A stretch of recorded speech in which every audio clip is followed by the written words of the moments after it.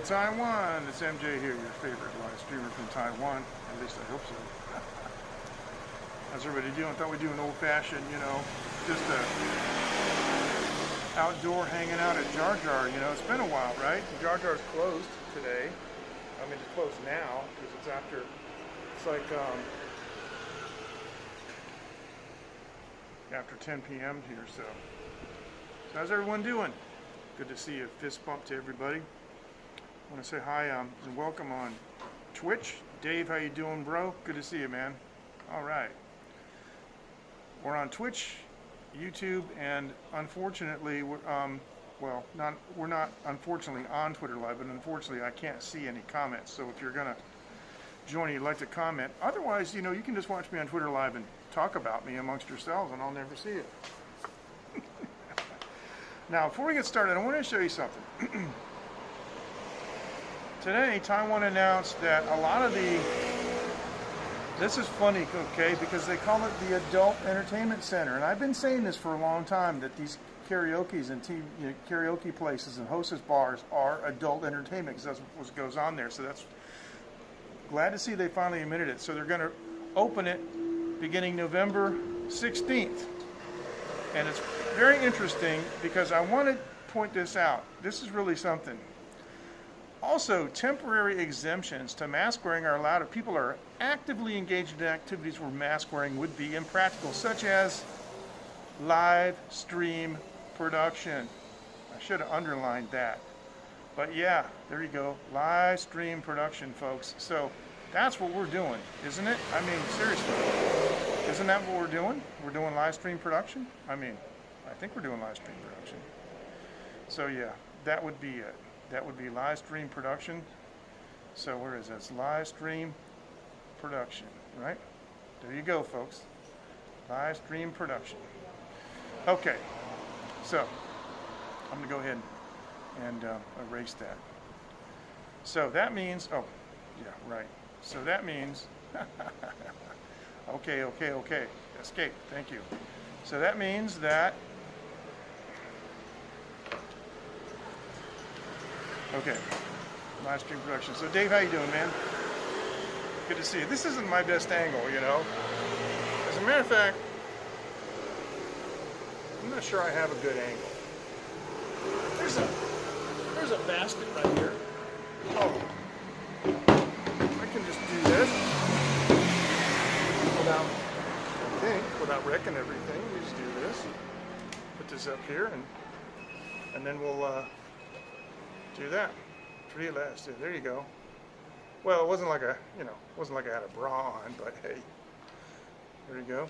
And got my little auxiliary light for a little bit more ambiance. Ooh, how's that? I don't know. Does that do anything? Yeah, we don't have to worry about that now. All right, so I'm sitting out here, and it's actually not a bad night. It's quite a nice night. And across the street, the road is open, cars are going by, the world goes on, right? Now, those of you who know me, follow me on the, hey, how's it going, J-Boy? Good to see you, man. Those of you who follow me on the Line app know that this week I had another altercation. Those idiots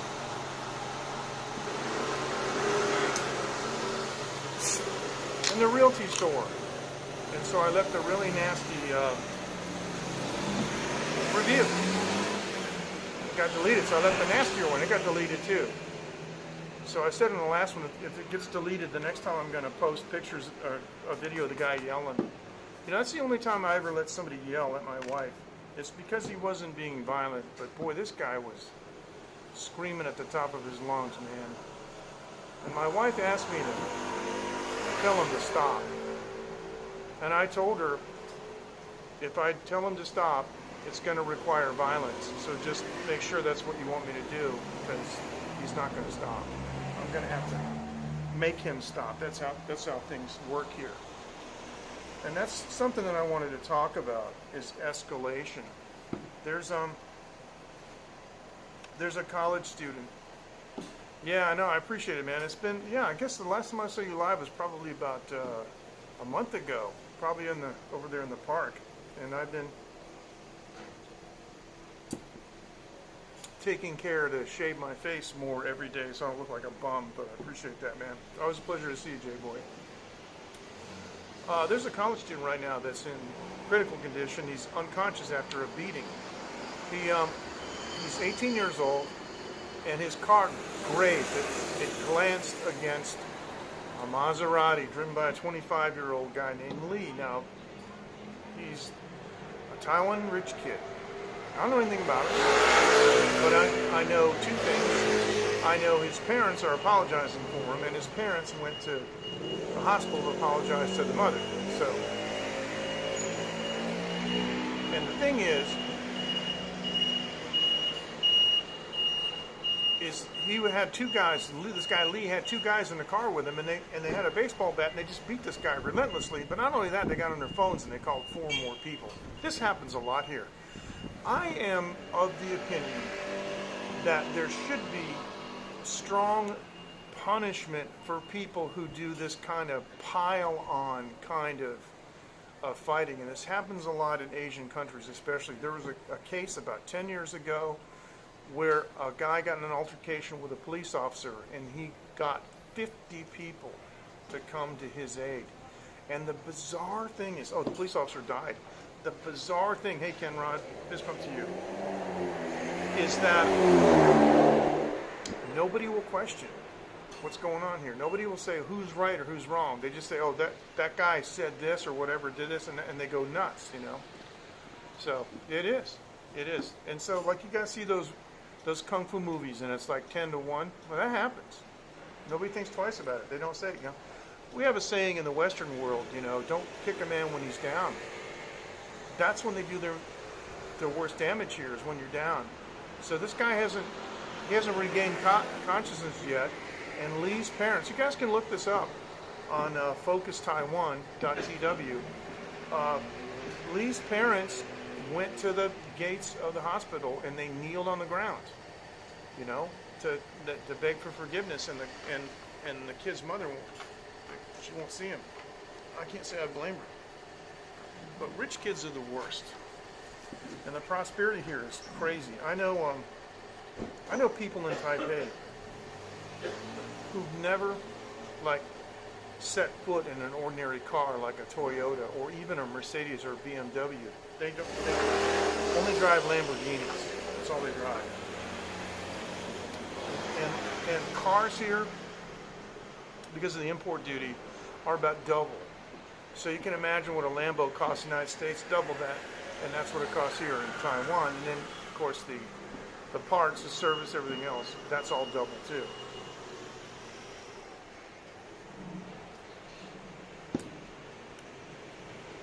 For what you could pay for a GTR, just a standard premium edition, here in Taiwan, you could get a Nismo in the United States. So these people got money.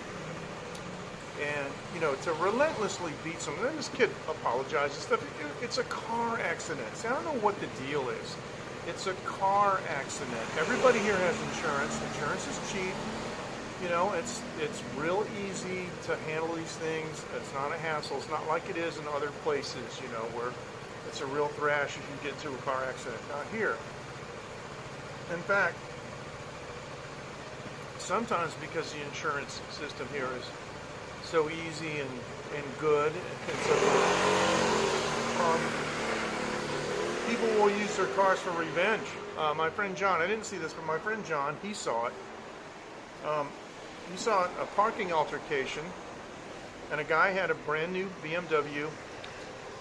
There's road rage here, but it doesn't. I've only seen violent road rage once, and the funny thing is, it was right here in front of this store, and I was talking with some other guys, and two cars come racing up the road, went around the corner and stopped, and the guy in the back got out and took an iron bar and broke every single window of the car in front of him. And the guy was out with the car, and he was going, no, don't do it. But he just let him do it. And once he got his anger out. That was it.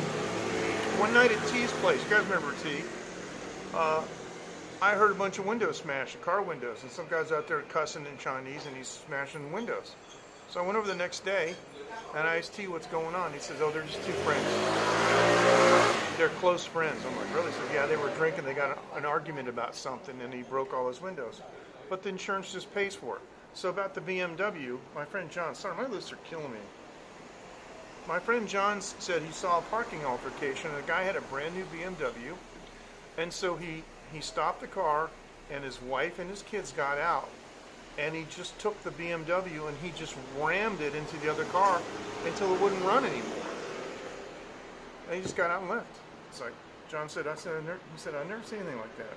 But because people got money, and you know, the prosperity and proliferation of wealth is great here. So people got money to spend and money to burn and money to be stupid. Which actually causes another thing. Because people have money, see, if you or I want to open a business and we need a loan, we have to go to the bank. And this is why many people can't own businesses, because the banks are too tough, or they just don't like you, or for whatever reason. And you have the business plan, they vet the business plan, they check it over, and eventually you might get a loan. Here in Taiwan, rents are cheap, everything is relatively inexpensive except for imported cars. And most people don't want to open a business, they just get a place and they just open it. And so what happens is they don't really do due diligence, and they don't consider the fact that right down the street is somebody else that they have to compete with. And often, places that are successful will have somebody that open right next to them or across the street doing the exact same thing, and they don't seem to understand that they're dividing the customers, at least initially. And it's just... So you'll see a lot of businesses open up. And you see this a lot in Taiwan, the same. Like my wife will say, hey, look, a new spaghetti place. And I walk over, I go, okay, I'm going to take a guess. Let me see. Bacon and cheese, pasta. Yes. Pesto chicken. Yes. I can guess the menu because I see it everywhere. It's the same thing. And like in Jubei, if we have, Gallardo, fist bump to you. Nice to see you. Thank you. In Jubei, which is the town over there, you guys will see me do live streams from there and some of my shorts. If we have another Japanese pork cutlet restaurant open in that place, I'm going to scream. It is like, sometimes I think I'm in Japan, just walking down the street, and they're all the same because they don't have to do the due diligence and have their business plan vetted by anyone because they just got a bunch of money and they just open up the businesses. It's pretty crazy.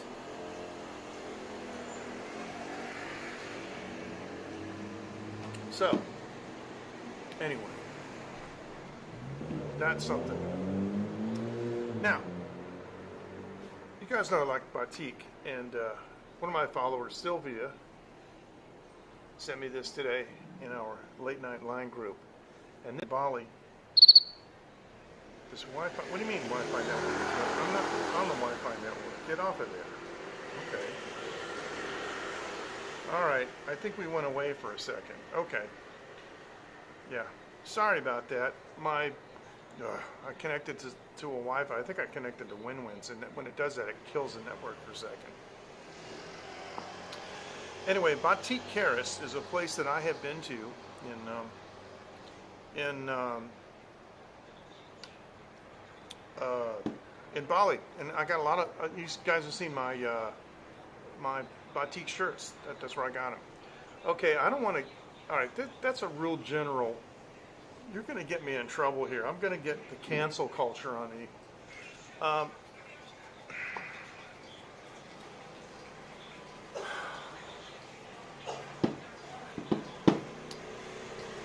Let me describe this way. Japan's different. but Taiwan is not really a car country.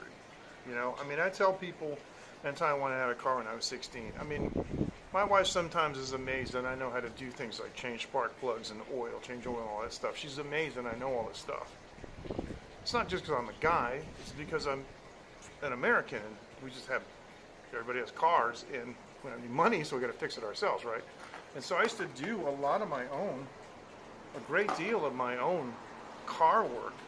I have, hey, how's it going? Fist bump to you, 37 degrees at sea. That's about 5C, I think. Yeah. And Lynn, good to see you, Frank. Appreciate it. So I've done like axle bearings. Of course, I took the axle to a shop to have them press the bearing on. But I've done axle bearings. I've done leaf springs, you know, exhaust systems, that kind of stuff in my own car. I had a bunch of clothes that were just, you know, for working on the car, right? And so, as a result, though, I know things about cars, like the geometry and the physics that people here don't know. And I see people driving cars in extremely dangerous manners because they don't understand the physics of driving.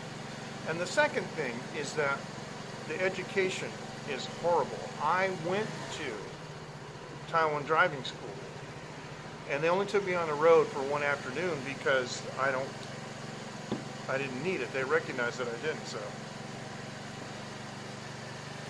I'm going to say no. It's strict in one sense because you have to go on a track and you have to do crazy stuff. On my other YouTube channel, on my private YouTube channel, I have, and I also blogged about it, if you do an internet search on getting a Taiwan driver's license and you'll see my blog, okay? Just do that. Just search on getting a Taiwanese driver's license, and you'll see that. You have to drive on the track, and you have to, you know, back. It's crazy. And you have to point your mirrors to the ground so you can see and all this kind of stuff. And what they do is, I've talked about this before. When I got into the car, and driving instructor's talking to me, you know, and he's telling me in Chinese. He says, "Okay, look to your left. Yes, you see a pole. Yes, and you see the dot over the window and the roof." I go, "Yeah, they got like a little, you know, sticker, a dot." Okay, I'm supposed to turn the wheel and move the car until I see this pole line up with the dot. And then what? Then you turn the wheel all the other way, and then you line it up. And I go, "Why didn't you just ask me to parallel park into the space? I know how to parallel park into space."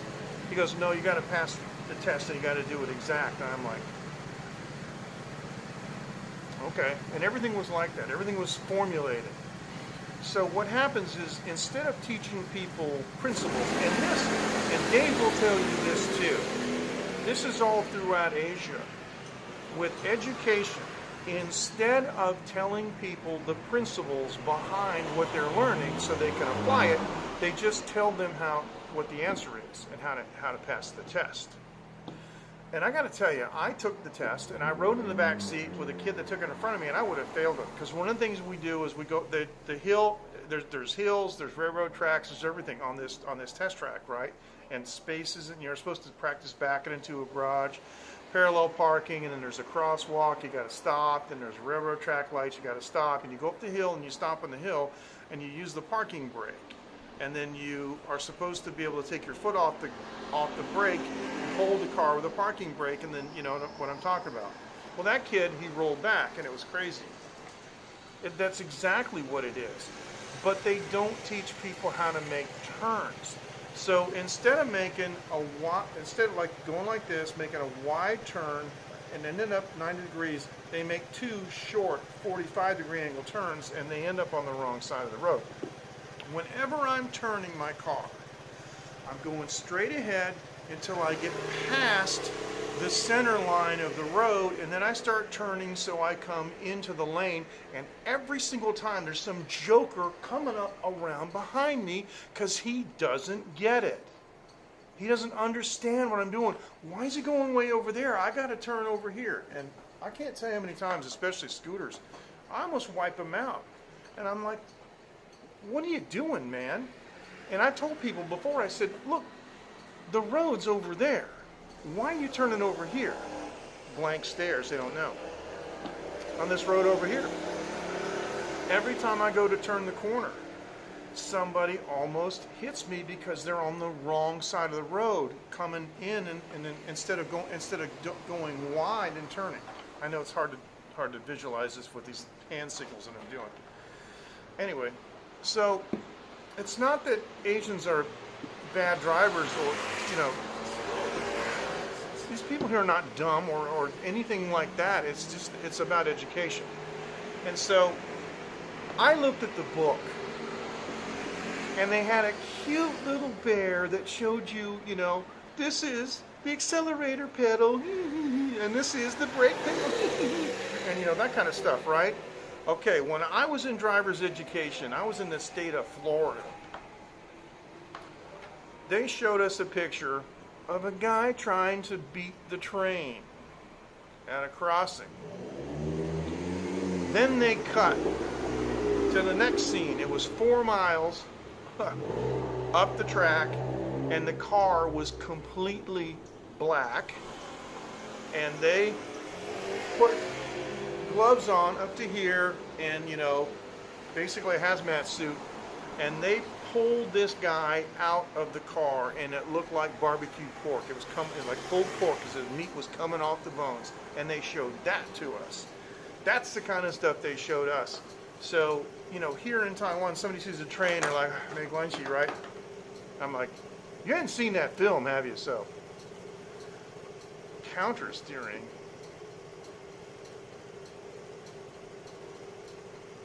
Don't know.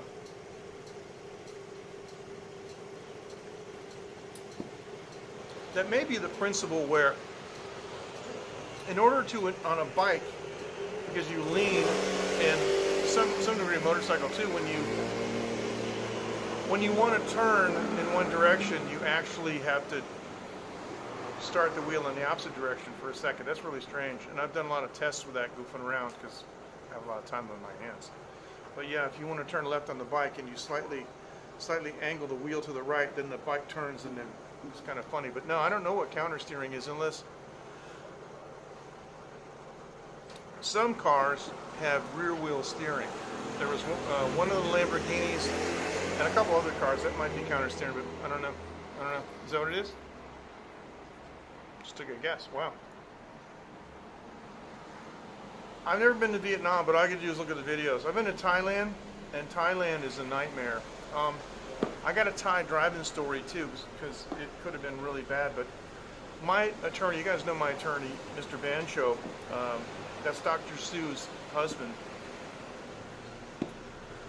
I went to Thailand one time, and I went to Khon Kaen, and I met Ben, that's his English name, and he said, "You wouldn't believe what happened. You just missed it like a couple of days ago." I said, "What?" He said, "A German guy came here, and he rented a car."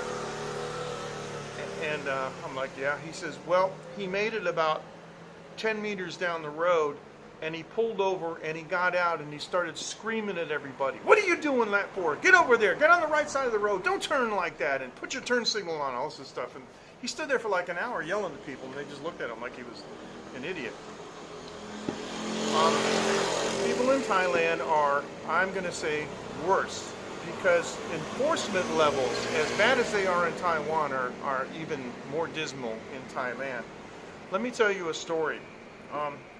By the way, for those of you who don't know this, if you have a U.S. driver's license, it's automatically reciprocal in Thailand, according to my Thai lawyer. He has citizenship in 3 countries, and he's an international lawyer. As a matter of fact, it's funny because I went, hey J-Boy, you're going to love this. I went to Thailand with an Indian friend of mine, and I knew he was going to have trouble getting in, because they're kind of strict on Indians. This is 2006. So I gave him Mr. Bancho's card, and when he came out, he got past immigration. When he came out, he said, "Who is this guy?" I said, "Well, he's my friend. He's a lawyer. I told you about him." He says, "Yeah, but he must be really something," because I showed his card to the immigration. The immigration guy says, "What are you here for?" And he said, "I'm going to go see this gentleman." And he says, "You know this man?" So it's like, okay, it's like my friend Tony, right? You know this man? So anyway, so Mr. Bancho says about the license is reciprocal, and even for motorcycles. So they have a whole bunch of these like 100cc motorcycles that have the pedal shifters. There's no clutch. It's an automatic clutch. It's 4 gears front, and then you kick the back of it to downshift, right? So I'm driving one of these, and of course I'm on the left side of the road, and the road to the resort that he owns and where I was staying is off to the right. And I usually just slow down, and I check my mirror, and I just, dive into it, right? And for some reason, I don't remember why, I hesitated for a second, and I felt something on my hand. There was a kid, must have been about 14, no helmet, another idiot kid on the back, and he was going probably 50 or 60 kilometers an hour faster than me. And he had been riding right behind me in the line, so when I looked in my mirror, I didn't see him for some reason. He was like in my blind spot, it's probably on the other side coming up, and he passed me. And it was a double yellow line you're not supposed to pass, and just as I was getting ready to dive down, he passed me, and his handlebar hit my hand. Just the lightest little flick. And I didn't, because the thing of it was I was getting ready to go, and then I went out, I felt this flick on my hand, and I was already turning, and then I'm looking, I'm going, what the heck? And so, yeah, I'll say, could have shaved. For sure. That was, yeah. I mean, I went back to the resort, had a couple drinks, and reflected on what could have happened. That could have been really bad. And the problem is, I'm a foreigner. It doesn't matter that he's a kid. Doesn't matter he doesn't have a license. Doesn't matter he has a helmet. If he dies, I'm going to get blamed. And they're going to want money. I did hit a guy once. I was on the highway, going 100 kilometers an hour. Oh, here you go again. I hate these idiots. So, I was going to, this is north of Konkan, on Highway 2, 100 kilometers an hour. And it's a 3-lane highway with a median strip and then a small lane on the outside where all the businesses and stuff are. So when you want to stop, they have periodic breaks in it. I'm saying periodic places that you can pull over into that far outer lane and get off the main road. Well, a Thai guy is riding another motorcycle in front of me. We're going 100, but I'm a safe distance away. But all of a sudden, he just slams on brakes. And I locked up my bike. I locked it up. And it was, fishtailing and stuff. And I know how to ride, but who wants to do that? I mean, I don't know if you guys have ever been on a motorcycle or you had both tires locked up. It is scary because every once in a while you got to let go because you're not going to be able to steer or do anything, and it doesn't have ABS, right? By the time I hit the guy, I was going 40, and I realized I am a tough old fart because I hit him and I went down and I took the full shock on the pavement on my shoulder and it didn't even hurt. I was mad though because he messed up my best shoes. Now this is weird because I normally wear sandals, and that morning for some weird reason I decided to wear my full shoes and not my sandals, and my foot got banged up on the peg. And it actually, that's on my blog too, including pictures about how the guy hit me in the motorcycle. And I got scuffed up my shoes. They make these shoes in Taiwan that I love, and they're real leather uppers, you know, and they got a nice sole on them, and I love these shoes. And they were pretty new, and it scuffed them up really bad. I was really mad, and it hurt my toe on my right foot. The middle toe and the big toe, they really black and blue, didn't bust them or anything. You know where the guy stopped? He stopped to use the phone. He locked up basically his tires from 100 kilometers on the highway to pull over, didn't go through to the outside lane. He stopped in the slow lane, and I couldn't get past him. And he stopped to use the phone. So I called Mr. Bancho and told him what happened. Guy, come here. And he talked to him, you know. He got his information. It is crazy. He got his information and stuff, you know. And he told him, he said, if my client, that's me, you know, has medical problems, you're gonna have to pay and all that, and you know, all this stuff. So anyway, I've been in a couple of weird accidents, but I've been very fortunate to not, you know, have anything really, really bad happen. So yes. Well, you know, they really don't have that stuff here. I mean, it's kind of comical because people here ride Harley Davidsons, you know, and I've seen a couple like Honda Goldwings, but it's like a costume. You know, they dress up like a biker. It's like Halloween. They put on their bandana. You know, it's never been used. It's brand new. They put on their blue jeans. There isn't any dirt on them or a hole in them. You know, they have the Harley Davidson wallet with the chain. You know, it's really shiny. It's never been used. They got a Harley Davidson bike that looks like it's got about, you know, 50 kilometers on it, and they'll ride it for 20 minutes to go to the steakhouse, you know, and back. It's just really crazy. So. Yeah, if you want to, you know, I mean, helmets, yeah, of course, I always wear a helmet, but they don't have, I mean, it's not common to have these kind of things. I don't know, especially in Konkan province in Thailand, I don't know where I would get, you know, motorcycle gloves. Maybe I could get some of those really trendy ones that the you know, the crotch rocket guys wear, but I just, you know, anyway. Never seen chaps. I know you can get them, just never seen them, that kind of stuff, so. But yeah, interesting conversation. Now, before I forget, this week we got some cool stuff coming up because I want to mention this. This is the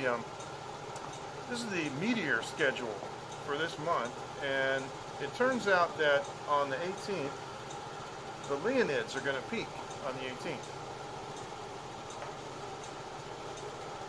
It's next week. And next Friday, ladies and gentlemen, we have, for most of the world, we have a partial lunar eclipse here in Taiwan, but it should be a full eclipse in most other places. And you can see on the west coast of the United States, if you look at the map here, okay, you can see, let me blow it up. See, most of the United States, except for like Florida, looks like, you know, most of the United States is going to be able to see that lunar eclipse. And so for us, it starts actually below moonrise. Moonrise is going to be at 1700, it's 5 p.m. and 40 seconds. But yeah, we're not going to see it. I mean, we're not going to see it completely, but at least I'll be able to show that to Phoenix as soon as the moon comes up. It's going to have a bite taken out of it. That's pretty cool.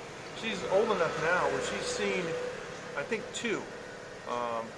And the last one we had was really nice. I set my camera up on the roof and took a bunch of pictures. And the last 2, actually, the one before that, I set up my Nikon back when I was still using that. But the last one that that we saw, I uploaded it to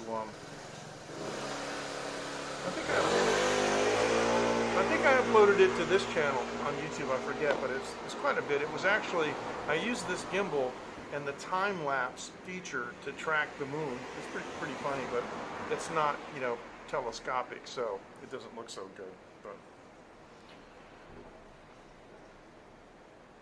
huh. Interesting. Yeah, I can see that, you know, obviously the helmet and all that, but Indian, huh? Still making those. I didn't know that. I don't know if you guys have seen what we got here. Let me do this. See that across the street? That's big here. These flat deck scooters, okay? And they're all over the place. Okay, let's go back out, and I'll let you just watch this. And you see the traffic lights there. It's green now. It's turning to yellow, and it'll be red. Then it'll be green the other way, right? So let me just. Tell you what I can do. I can raise it up a little bit.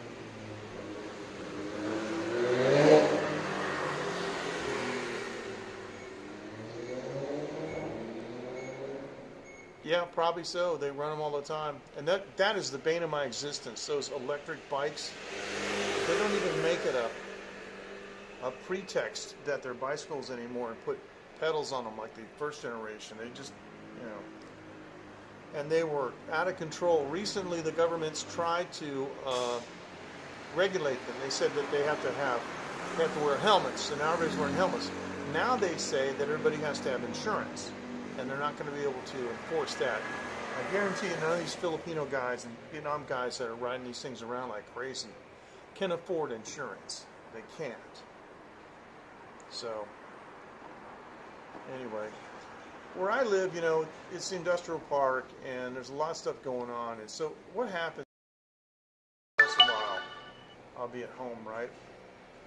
And I'll hear this, I'll hear like a bonk, and it's a very distinctive sound, and it's the plastic cowling on one of these scooters, you know, whacking a car. I've also heard the sickening thud of a motorcycle helmet hitting a car door. That's pretty bad. But every month at least one or two, and you'll see a scooter driver in the road, dazed, sitting there in motorcycle pieces. And you can look at it and you can most of the times tell what's going on, but it's people not paying attention. It's a combination of three things. One of them I'll get to in a second. It's a combination of three things. People run red lights, number one. Number two, they jump green lights, okay? So, you'll, like for example, let me straight this here. Okay, watch. Listen, just listen for these motorcycles. Now listen. Listen to the engines, okay? You see the light's red, right, up there?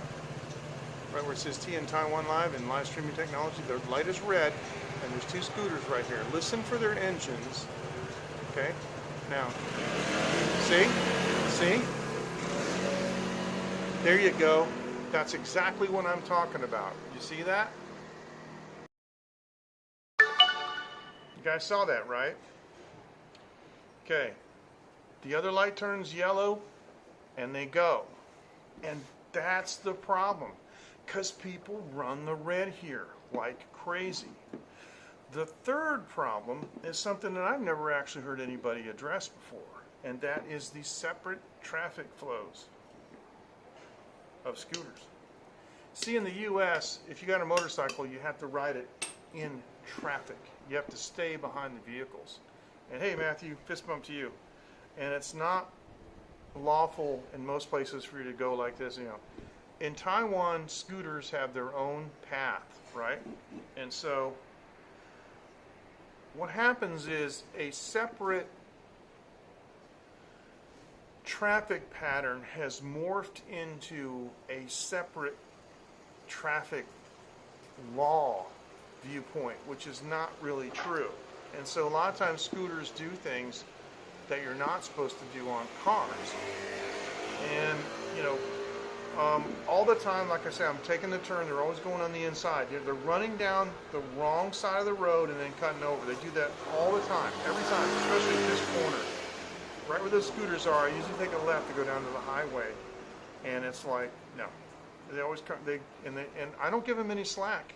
You know, they make these choices, and I just, you know, I'm making a turn and pulling out, and then they find that they can't get in. They got to do something. Hopefully they'll learn a lesson, but I don't think that they ever do. So, Polaris. That's figures. I don't even know who Polaris is. Don't get me started about these fake shortages, okay? I'm in the manufacturing business. I know what's going on, and it's stupid. Good night, Ken. See you. Fist bump. Appreciate it. It's, yeah, it's stupid and criminal, but anyway. I don't really care, except it affects my customers. I'm a little upset because one of our factories that's been doing our bike parts, gosh, 12 years now, has really made a big mistake, and I needed 200 pieces of a certain kind of fork crown, and they machined it completely wrong. This is after they mismanufactured the first time. This is the second batch they've messed up, and I've had it, so I'm gonna bust a move. Doing something, you know, with somebody else. That's what I'm gonna do. So anyway, wow, we covered a lot. So now, Taiwan is opening back up, and things are really, well, they never really were that far, you know, off of normal. We never had any lockdowns here. You know, we have mask mandates, but nobody minds that because we wear masks anyway. You know, this really is a place that you don't have to worry about getting COVID-19, even when we were at the peak. I mean, people were nervous, but, you know, nobody I know was really scared of getting it, and now it's almost non-existent. We haven't had any local cases, I mean, to speak of for weeks, just a few. They're all pretty much known, you know, and you know, so. Hey Brian, how you doing? Well, yeah, and I know what you're saying. However, here everybody's used to scooters, and a lot of the traffic, the marking on the roads has to do with scooter traffic.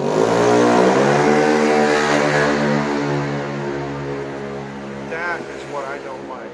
That actually hurt my ears. That was really loud. He took the baffles out. That was ridiculous. So, but here they're used to it. And when I ride a bicycle,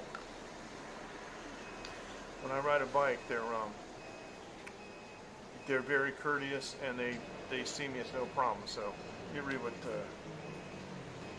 Frank says. Oh yeah, that's too bad. Yep. I don't know. The way people are, it's, you know, you got to drive something with a lot of steel around you. They are, Gallardo. They're starting to, they're going to relax it on November 16th, I think it said it was. And, yeah. And visitors are only going to have to quarantine for 7 days, because what it is, it's Lunar New Year, right? You can't have that. That's a big moneymaker, you know, and people from, you know, China and every place else are coming back to Taiwan, and Asian people all over are traveling to go back to wherever home is for the Lunar New Year. Oh, I just want to wrap a rope around my neck and just jump off the bridge. I cannot stand, well, you know, everybody calls it Chinese New Year here. It's not anything Chinese, it's lunar. I can't stand that holiday. It is. Anyway. Boring. Anyway. The only thing that I do on Chinese New Year is go down to Kaohsiung's where our in-laws are. We're expected to just show up, you know, and want to do anything. Just go there, you know. That's the problem. There's nothing to do. So that's when I go to the Western Cowboys pub. You guys see me, and I'll take the train and I'll walk and I'll do a live stream and taste several whiskeys, courtesy of Johnson, the owner, who likes to give me little shots of different whiskeys to taste. So it's not entirely open yet to non-residents, you know, but of course, if there's some kind of medical exemption or whatnot, I know someone who came here recently from the States, but I guess they have a Taiwan ID. They haven't lived in Taiwan for a long, long time, but you know, someone who has family here and there's a medical emergency, they can get some kind of medical dispensation, but you still have to quarantine for 14 days. But they're going to cut that down to 7 days, and it won't be long, I think, before it'll be down to almost nothing. Because, like I said, the local transmission is gone. I mean, virtually no local transmission anymore, you know, and that's really quite amazing. The government here has done, I would say, very well, because they learned their lesson, and they sent 2 immunologists to Wuhan in December. See, I was in Thailand in December. I was in Chiang Rai, and then, not December, in January, the next month, in Chiang Rai, and I was there the last week in January, and then the next week, the first week in February, I went to Bangkok and stayed there for a week, and then I went home. You guys have probably seen the live streams. We're on the boat there, the fireworks. It's pretty cool, pretty interesting trip. Anyway, during that trip was when things started getting weird, because our hotel was full of Chinese. I heard a lot of Chinese accents that I hadn't heard in a long time, and we heard about this funny kind of flu from Wuhan, you know, and they were calling it Wuhan flu, Wuhan fever. That's what they were calling it in Chinese. And it's funny because Wen said to me, am I afraid of the term she uses, that Wuhan Nika, which means the Wuhan thing, you know. So the first week I was there in Chiang Rai, you know, we're out in the middle of nowhere, and we went up to Burma and the Golden Triangle, still middle of nowhere. I mean, not many people there. We went to a couple of interesting sites, you know, interesting places. And then when we went back to Bangkok, the first day we were there, we went up to some archaeological sites, which I'd like to see a lot. And then we started noticing signs. We went to the aquarium, and suddenly you have to have your temperature taken. And suddenly, you know, you have to wear a mask and all this stuff, you know. And I posted a tweet. I put a picture in there because I said, you know, at first I can't get any food at the buffet, and now this. Because what happened was all the China people at the hotel, I mean, I counted one woman, she went to the buffet 8 times. And I don't know where she was putting it. She probably had a hollow leg. But every time I go up there, the food's gone. They're just See, what people don't understand is like a couple 100 million Chinese are in the middle class that weren't in the middle class like 10 years ago, 15 years ago. So I traveled these places, there weren't any Chinese, only like bosses in some places. Yeah, that's right, I did, yeah. Because we always fly with a mask on, because you're in an aluminum tube, you know, it's pressurized, so yeah. Yeah, so like when we were in Laos, in northern Laos, in Pansaban up there, back in 2010, we went to a couple places, you know, that, like street vendors, and my wife and I were talking in Chinese, and the guy started talking to us, the boss was, and we're like, wow. And so we were with a group that could all speak Chinese, and we're like, where are you guys from? And he told us, I forgot where he said, but it's some part of China. And we went to the next vendor, and we're talking in Chinese, and they talked to us. Said, really, you're from China too? I said, where are you from? And they said they're from the same place. We found out that the whole block was like 20 vendors. They were all people from the same place in China, and those were the kind of people that you would meet. We went to a Chinese restaurant owned by, the boss, but we never saw any Chinese tourists. Well, this time in Bangkok, man, it was full of Chinese tourists. Everywhere I went, it was like that one time. It was like that in Lynn, Mass, where you could speak Russian, because Frank knows about that, where you can just go anywhere and speak Russian. They had 10,000 Russian immigrants that came to the city, and so that's how it was in that place. I mean, I was in the hotel, and I just got in the elevator, and if the elevator was packed and I couldn't reach the button, I just said what floor I wanted in Chinese. Didn't even think about it. People go, oh, okay, and then they press the button, and then they go. To tell you how rare it is, I've only actually seen, up until that time, I've only actually run into Chinese people in the airport 2 times. And one of them was in the old Dan Muang, which Dave knows, and one was in the new one. So, not yet. We're not ready to do that. But when we think it's safe, we will. But no, we're not ready to do that. I was at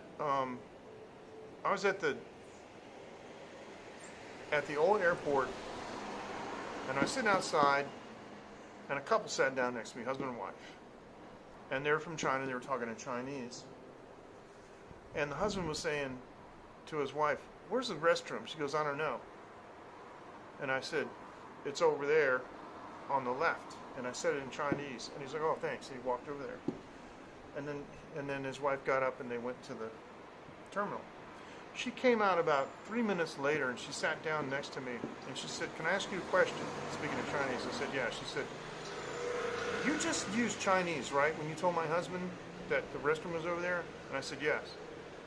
And she's like, "Oh, wow, I never met a foreigner that could speak Chinese." I said, "She's never been out of the country before."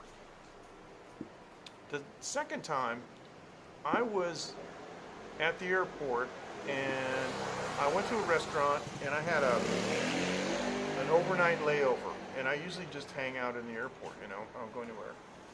And so I went to this restaurant, and I wanted something to eat, and there's a girl next to me who was, to me, obviously looks Chinese, and she was, looking at the menu, and kind of like, you could see on her face, she's like, it's in English and it's in Thai, and she doesn't know, either one of the languages.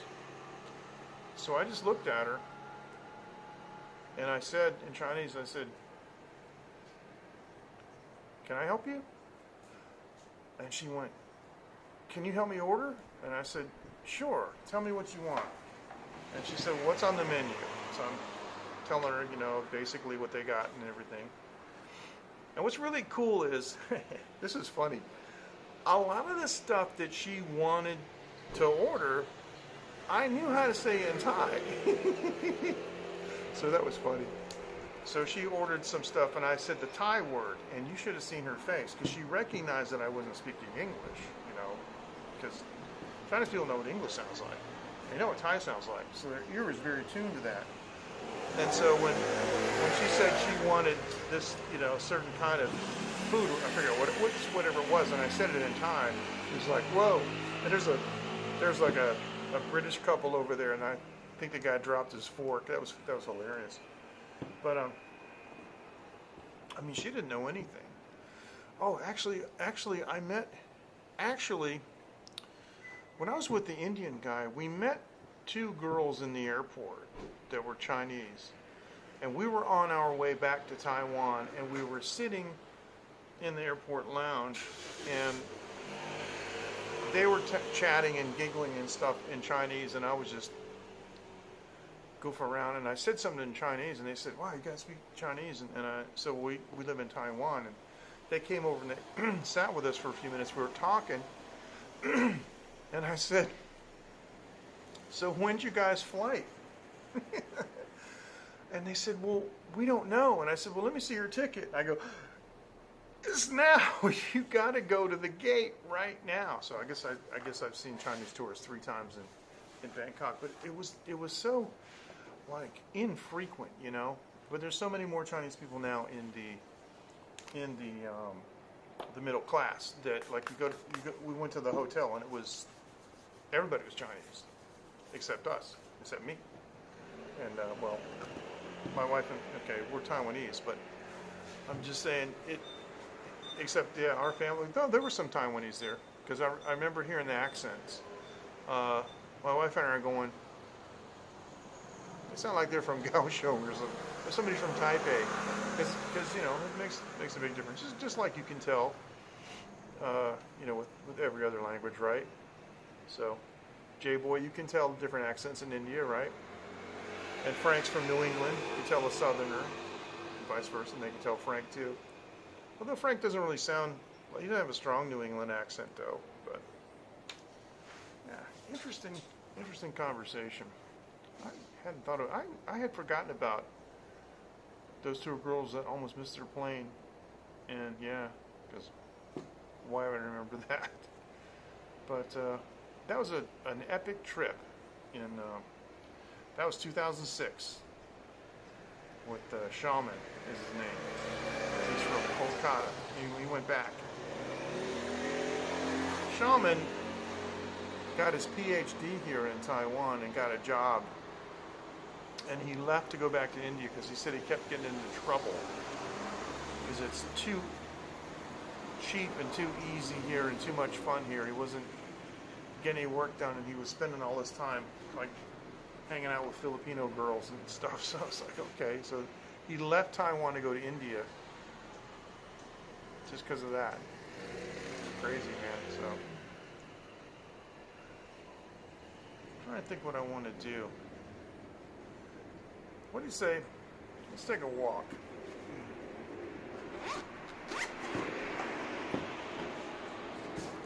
There's another place down here. I have like, I'm going to put my mask on just for, I can try to do this. Just for appearances. Even though I'm technically live streaming and I don't have to.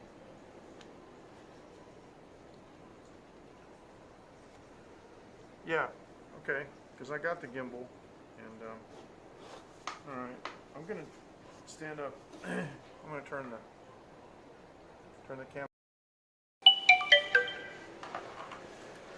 I know that. Oh, that's interesting.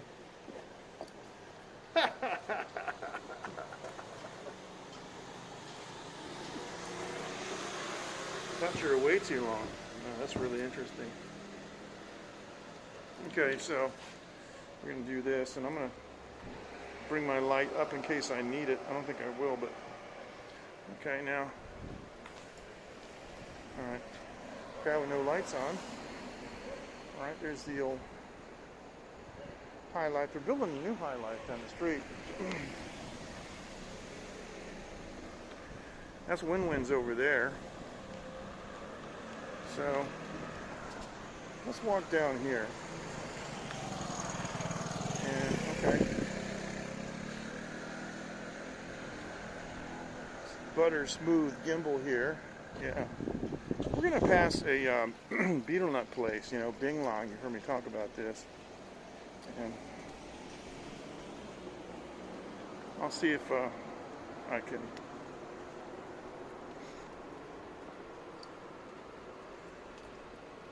kind of show you what it looks like here. Maybe if I just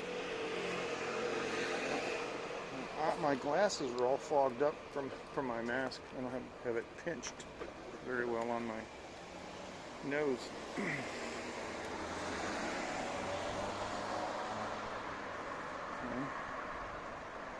See all these flashing lights and stuff? That usually means binglong, which is beetle nut. It's something that you don't want to eat. You don't want to chew it. It's nasty and it causes cancer. Anyway, I'm just going to do this. This is the place here. Place over there. There's one over there across the street there. So, oh yeah. There's Two right there. I'm going to pass another one. They still are, yeah. They're back open now. I can walk in and show you a little bit. I'll tell you why I don't play most of them.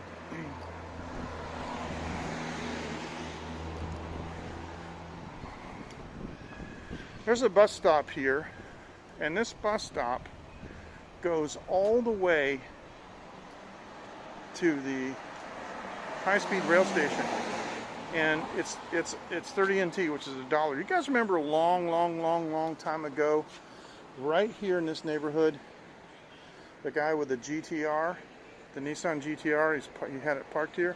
This is his place. He owns a chain of Bing Long stores, and that's his place. And so the girl is in there making it. They put some kind of chemical or something in it. These are the claw machines here. And the reason that I don't like to play them is because of that. See, like they got things sticking in there that block it, like things sticking up. There's a lot of them are cheaters, and I don't like that. So I never play any of the cheater games. But this is the bus stop where you can catch a bus to the high-speed rail. Did I say that in Chinese? You didn't know what I meant. Gaotie, yeah. It's a train that goes to the high-speed rail, and it's $1. It's amazing. It's really cool. That's a very cool thing to have. And these guys here put this stupid sign here. This is the realty company that gave me the trouble with my parking. They put this sign in here, right? And it lights up the whole neighborhood at night, which makes it really bad for people like me who want to do astronomy. Now, they park their car in my parking space. So I am going to sit on this table. But this table is actually on government land. Let's see these idiots smoke out here, right? Yuck.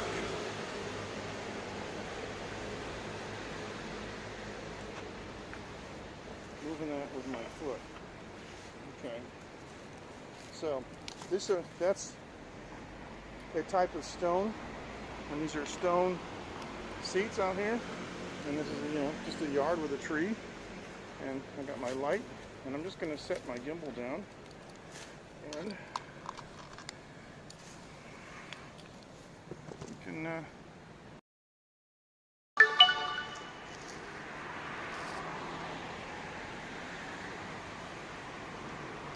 there I am.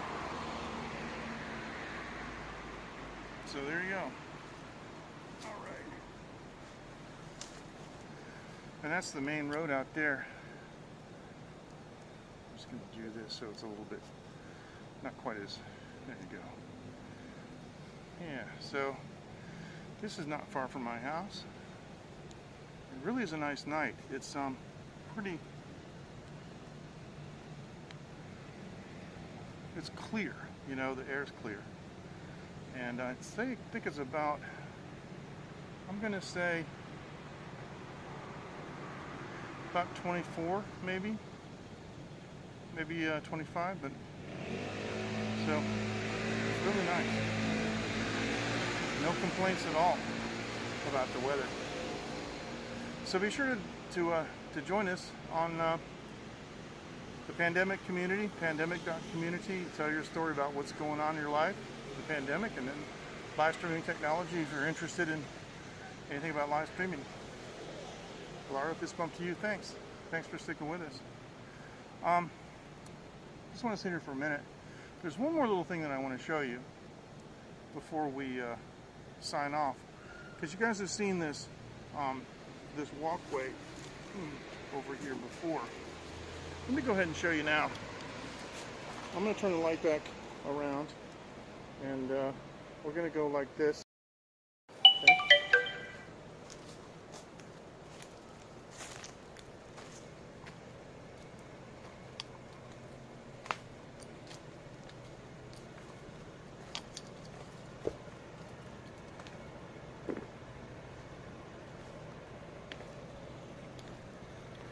Now this is this pretty nice sidewalk they made a couple years ago, and it's made out of concrete blocks, you know, that they have made.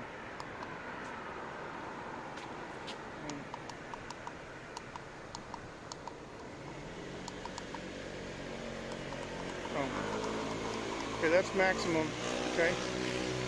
Actually, yep, it's doing a good job. Okay. So, as you can see, if I turn this light out like this, it's actually dark down here underneath these trees, right? But, and if I take the filter off, my light gets brighter.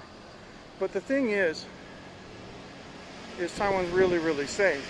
But people do walk here at night. And early in the morning, they take their dogs out and they get exercise and stuff. And people ride their bikes on here. And people illegally ride their motorcycles on here. But they want to illuminate this.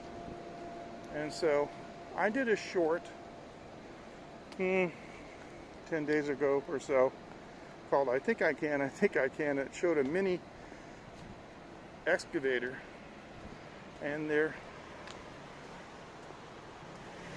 digging holes here, which they've got covered with this cone. Let's see if we can, yeah, that might be electrical. Let's see if we can find, see, it's hard for me to see because fogging up. I think they have them all covered, but I'll see if I can pick one up. It should be like a cage.